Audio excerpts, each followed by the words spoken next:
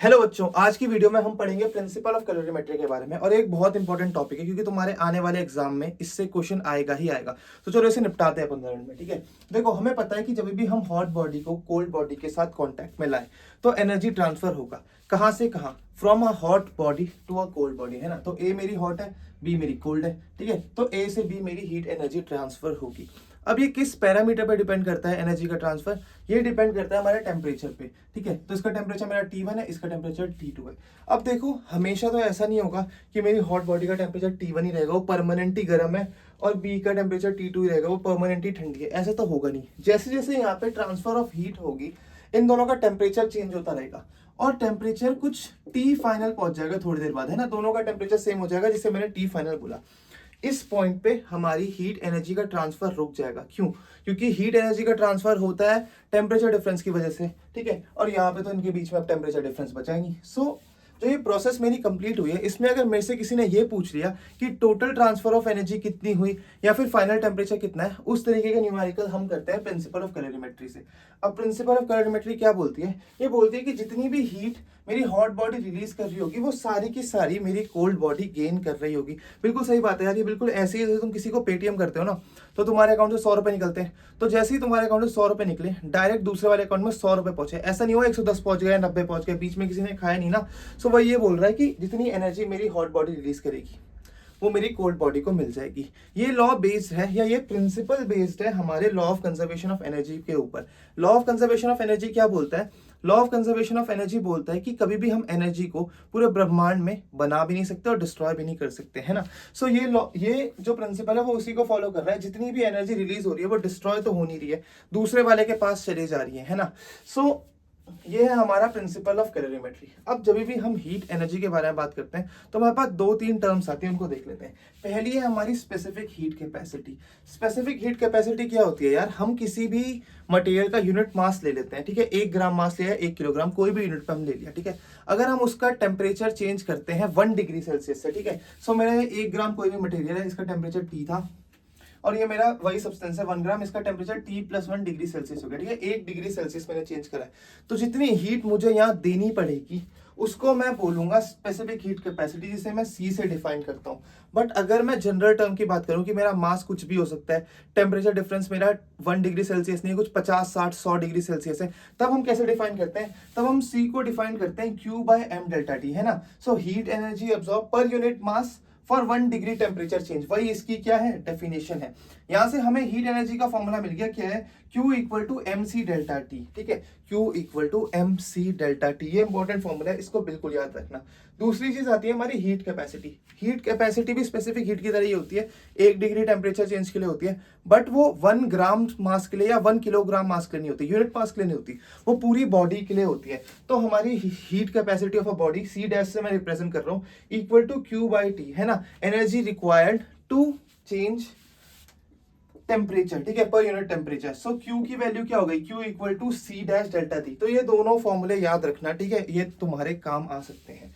तीसरी चीज, और इसी से थोड़े टफ न्यूमेरिकल जो तुम्हें समझ में नहीं आते होंगे ना, कि ग्लास के अंदर पानी है, उसमें बर्फ डाल दिया, फाइनल टेम्परेचर क्या करना है ना, वही न्यूमेरिकल तुम्हारे स्पेसिफिक लेटेंट हीट से सॉल्व होते हैं। तो स्पेसिफिक लेटेंट हीट क्या यूज होती है? हमारी फेज चेंज में यूज होती है। किसमें यूज होती है?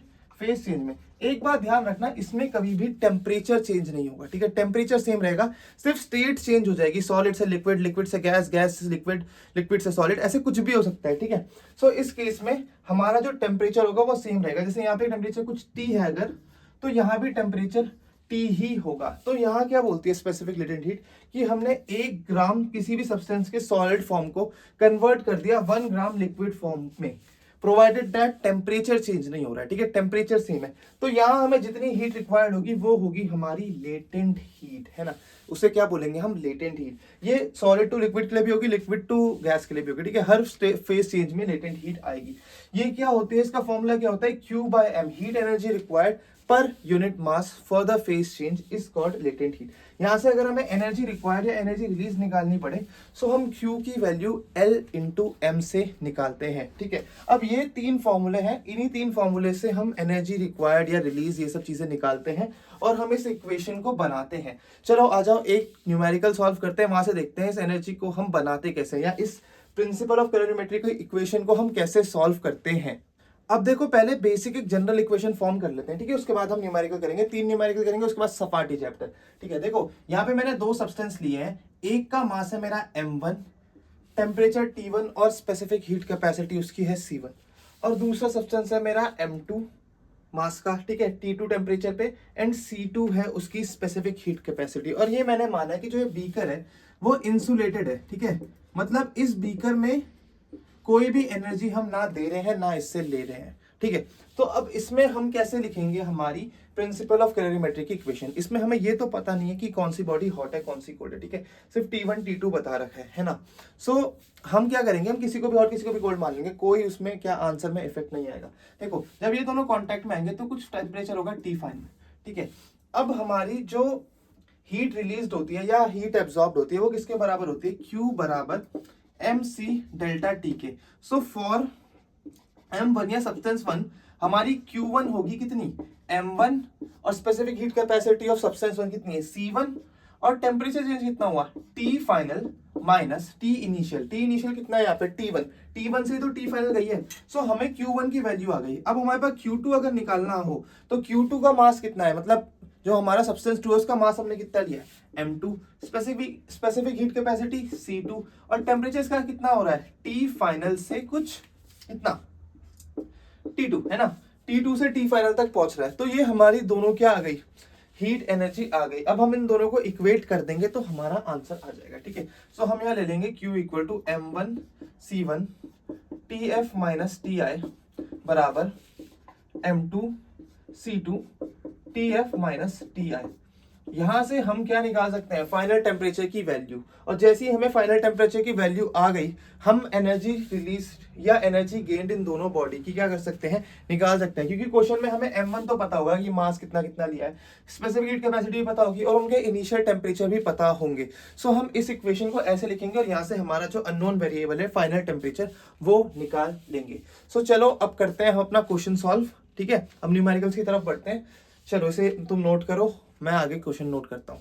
देखो ये एक बढ़िया क्वेश्चन है। ये क्या बोल रहा है कि 40 ग्राम पानी 60 डिग्री सेल्सियस पे था मेरे पास, वो मैंने एक बाल्टी के अंदर डाला, ठीक है। पर उस बाल्टी के अंदर 50 ग्राम पानी 20 डिग्री सेल्सियस में पहले से रखा हुआ था, और जब मैंने पानी दोनों मिक्स कर दिए तो मेरा फाइनल जो टेम्परेचर हुआ वो 30 डिग्री सेल्सियस हुआ। स्पेसिफिक हीट कैपेसिटी पानी की दे रखी है 4.2 जूल पर ग्राम पर केल्विन। मुझे ये बताना है कि जो मेरी वेसल है, जो मेरी बाल्टी है या कुछ भी चीज है, उसकी हमारी हीट कैपेसिटी कितनी है। दिमाग उड़ तो नहीं रहा तुम्हारा, है ना, ऐसा नहीं लग रहा यार कैसे करूंगा, 2 मिनट दो, अभी तुम्हें समझाऊंगा ना, यूं सॉल्व कर लोगे।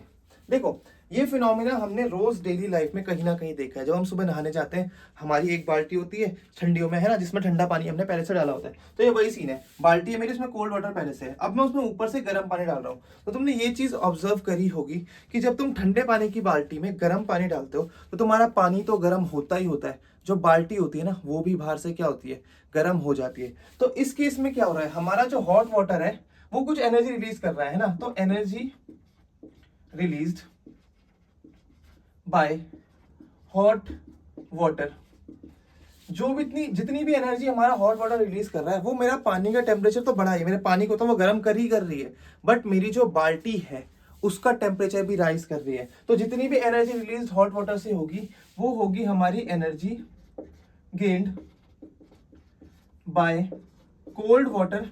ठंडा पानी तो मेरा कर ही रहा है, प्लस जो मेरी वेसल है वो भी मेरी कुछ एनर्जी ले रही है क्योंकि उसका टेम्परेचर भी राइज होता है। अब देखो जो एनर्जी मेरी हॉट वाटर ने रिलीज करी उसको मैं H1 ले लेता हूं, ठीक है, या इसको मैंने H1 छोड़ो Q1 ले लिया। मेरे Q1 की वैल्यू क्या होगी यार, Q1 होगा मेरा m1 C1 डेल्टा टी, है ना। तो मास कितना है मेरे गर्म पानी का, कितना था मेरे पास, 40 ग्राम मेरा गर्म पानी है, तो मास कितना है 40, और मेरी स्पेसिफिक हीट कैपेसिटी 4.2, और मेरा चेंज इन टेम्परेचर कितना है, देखो 60 से कहां पे पहुंच रहा है, ये 20 में क्या हो रहा है, 60 से 20 में, तो कितने डिग्री का चेंज आ रहा है, 40 डिग्री का, तो ये कितना हो गया 40। अब जब मैं इसको सॉल्व करता हूं तो मेरा आंसर आता है 5040 जूल, है ना।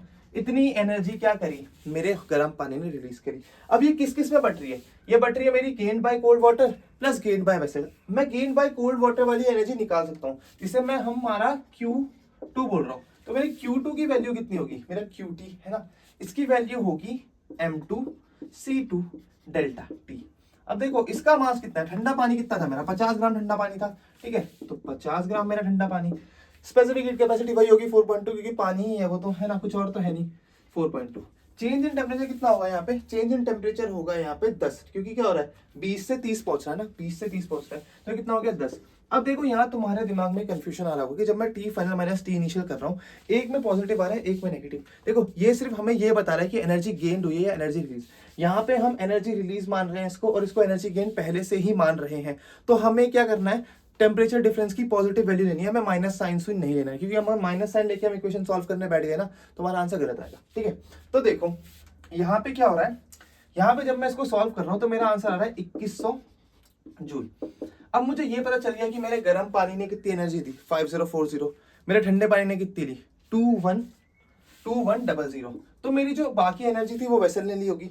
तो वेसल की एनर्जी, जिसे मैं Q3 बोल देता हूँ, इसे मैं Q3 बोल रहा हूँ, वो किसके बराबर होगी? Q3 बराबर Q1 जितनी हमारे गर्म पानी ने दी, माइनस Q2 जितने हमारे ठंडे पानी ने ले ली। तो ये कितना होगा 5040 माइनस 2100, ये आ गया मेरा 2940। अब देखो हमें ये पता चल गया कि मेरे वेसल ने 2940 जूल एनर्जी ली है। ठीक है, हमसे पूछा है heat capacity of vessel. Heat capacity of vessel, heat capacity क्या होती है? हीट कैपेसिटी क्या होती है? C डैश बराबर Q बाय डेल्टा टी। अब देखो यहाँ हमें Q भी पता है, हमें डेल्टा टी भी पता है। Q क्या है? एनर्जी जितनी उसने रिलीज करी या गेन करी, लूज करी। ठीक है, या हमें पता है कि इसने 2940 जूल एनर्जी क्या करी, गेन करी। ठीक है, डेल्टा टी हमें पता है, टेम्परेचर चेंज कितना हुआ 20 था, 20 से 30 हो गया 10 डिग्री। तो 2940 बाय 10, 0 से 0 कट गया, आंसर आ गया 294 जूल पर केल्विन। ठीक है, सो यहाँ से हमारी हीट कैपेसिटी निकल गई। देख लो इस तरीके के क्वेश्चन आएंगे तुम्हारे, ऐसे क्वेश्चन तुम्हारे नीट में मिल जाएंगे, क्लास 10th में भी ऐसे ही मिलेंगे। ठीक है, जेई में भी सिमिलर ही मिलेंगे। सो इस टॉपिक को पढ़ना बहुत इंपॉर्टेंट हो जाता है तुम्हारे लिए, क्योंकि ये क्वेश्चन बढ़िया क्वेश्चन है। देखो ये दूसरा टाइप का क्वेश्चन है। इसमें क्या है, इसमें 300 ग्राम पानी है 40 डिग्री सेल्सियस पे रखा हुआ, उसमें मैं बर्फ डाल रहा हूँ और उसका टेम्परेचर मैं कम करके ले आया 0 डिग्री सेल्सियस पे। मुझे ये बताना है कि मैंने बर्फ कितनी डाली होगी। हमें प्रिंसिपल ऑफ कैलोरीमेट्री पता है, हम वही लगाएंगे। हमें ये पता है कि heat gain by cold body बराबर होती है heat release by hot body के। यहाँ मेरी कोल्ड बॉडी क्या है, बर्फ। अब देखो यहाँ क्या हो रहा है, बर्फ जब मैंने डाली, हमें पता है बर्फ 0 डिग्री सेल्सियस पे ही होती है, बर्फ ना पानी में कन्वर्ट हो रही है। ठीक है, उसका टेम्परेचर राइज नहीं हो रहा है। ठीक है, क्योंकि फाइनल टेम्परेचर क्या है हमारा, फाइनल टेम्परेचर हमारे पास 0 डिग्री सेल्सियस है। तो यहाँ पे क्या हो रहा है, सिर्फ फेस चेंज हो रहा है, टेम्परेचर डिफरेंस नहीं आ रहा है आइस का। और हमें ये भी पता है कि जब फेस चेंज होता है तो क्या होती है, हम लेटेंट हीट का यूज करते हैं। तो हमें पता है कि heat gain by cold body कितनी होगी, जितनी भी उसकी लेटेंट हीट है। लेटेंट हीट का फॉर्मूला क्या होता है, Q बराबर ml। ठीक है, ये किसके बराबर होगी, heat release by hot body. Hot body तो मेरी पानी है, पानी तो मेरा टेम्परेचर चेंज कर रही है। ठीक है, पानी मेरा 40 डिग्री पे था, फिर 0 डिग्री में आ गया। तो यहाँ तो स्पेसिफिक हीट कैपेसिटी का यूज हो रहा है, हीट कैपेसिटी का यूज हो रहा है। ठीक है, तो इसकी एनर्जी हम कैसे निकालते हैं, mc डेल्टा टी फॉर्मूला होता है ना, क्या फॉर्मूला होता है, mc डेल्टा टी। अब दोनों में हम वैल्यूज डालते हैं अगर, तो मेरी बर्फ का मास हमें पता नहीं है, यही हमें निकालना है। लेटेंट हीट दे रखी है 336, तो m इंटू 336 बराबर किसके हो जाएगा, मास ऑफ वाटर कितना है 300 ग्राम, मल्टीप्लाइड बाय कितना, उसमें स्पेसिफिक हीट कितनी है उसकी 4.2 multiply by change in temperature कितना है 40 डिग्री से इस पे आ रहा है वो 0 डिग्री पे। तो 40 माइनस 0 कितना होता है 40। अब जब हम ये इक्वेशन सॉल्व करेंगे, इस पे हमारे पास सिर्फ एक ही वेरिएबल है जो है m। सो m की वैल्यू आ गई 300 डिवाइड बाय 336 इंटू 4.2 इंटू 40। इसको सॉल्व करके हमारे पास आंसर आता है 150 ग्राम। ठीक है, क्या आता है आंसर हमारे पास 150 ग्राम। तुम कैलकुलेटर में कर सकते हो, बट तुम ये चीज ध्यान रखो कि बोर्ड्स में तुम्हें कैलकुलेटर नहीं मिलेंगे। तो ऐसी टफ जो है हमारे पास कैलकुलेशन वो आ रही है हमारे कैलोरीमेट्री क्वेश्चन में, क्योंकि कॉन्सेप्ट तो बहुत आसान है, कैलकुलेशन स्टफ आएंगी तो बिल्कुल ध्यान से कैलकुलेट करना है इसे। आज के लिए बस इतना ही, ऐसे ही क्वेश्चन करते रहो। एक क्वेश्चन मिलेगा तुम्हें नीचे कमेंट्स में, वो तुम्हें सॉल्व करके मुझे बताना है और कमेंट में ही उसका आंसर देना। ठीक है, all the very best for your exams, keep studying.